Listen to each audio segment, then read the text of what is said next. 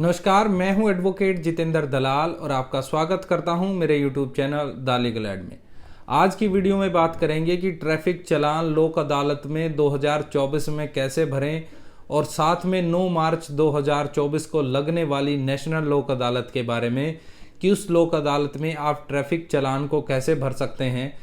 क्या इस लोक अदालत में चालान जो है पूरा माफ़ हो जाएगा या कितना माफ़ हो जाएगा, आपको इस ट्रैफिक चालान भरने के लिए कहाँ जाना पड़ेगा, कितना कम हो जाएगा, किससे मिलना पड़ेगा, वकील आपको करना पड़ेगा या नहीं, और क्या और कोई भी आपका चालान भर सकता है या नहीं।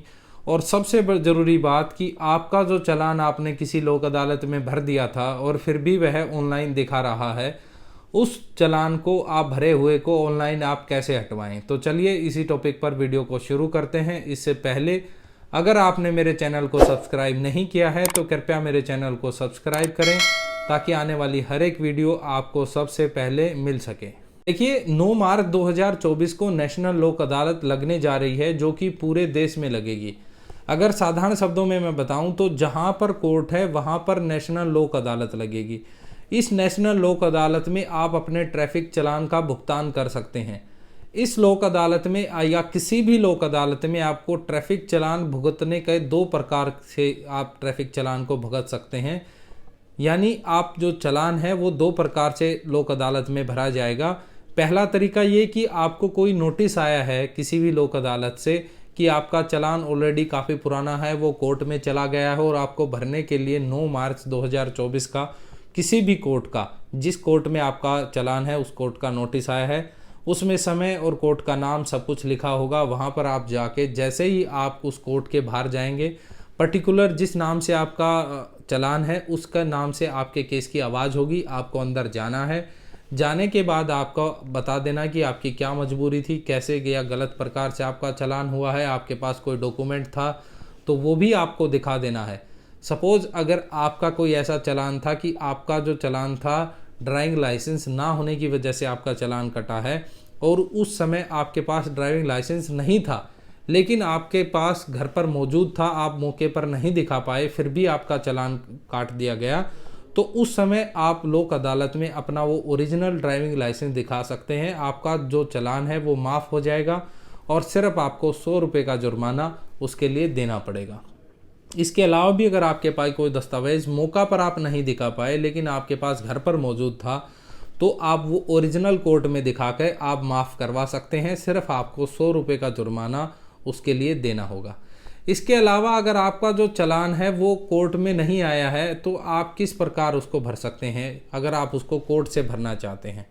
देखिए, अगर आपका चालान कोर्ट में नहीं आया है तो आपको उसके लिए एक एप्लीकेशन लगानी पड़ेगी। सपोज 9 मार्च 2024 को लोक अदालत लगने जा रही है और इस लोक अदालत में आप चालान भरना चाहते हैं तो आपको 3-4-5 दिन पहले उसी कंसर्न कोर्ट में जहां पर आपका चालान हुआ था और जहां पर आपको चालान भरना है, लेकिन यहां पर ध्यान दें कि जहां चालान हुआ है उसी जुडिक्शन की कोर्ट में आपका चालान भरा जाएगा और उसी जुडिक्शन की कोर्ट में एप्लीकेशन लगेगी कि सिर्फ सिंपल एप्लीकेशन लगानी है। वहाँ के सिविल जज या ट्रैफिक वहाँ की जो एक वहाँ पर विंग होती है ट्रैफिक ब्रांच, वहाँ जो कोर्ट में, वहाँ आपको सिंपल एप्लीकेशन देनी है कि मेरा ये चालान जिसका नंबर ये है इस तारीख में हुआ था और फलाने ट्रैफिक इंचार्ज के पास वहाँ पे है या फलाना ट्रैफिक थाने में है, इसको कृपया मंगवा कर कोर्ट में पेश किया जाए, मैं इसको कोर्ट में भरना चाहता हूँ। फिर क्या करेगी, कंसर्न कोर्ट उस चालान को कॉल करेगी और 9 मार्च में आपके चालान को रख देगी।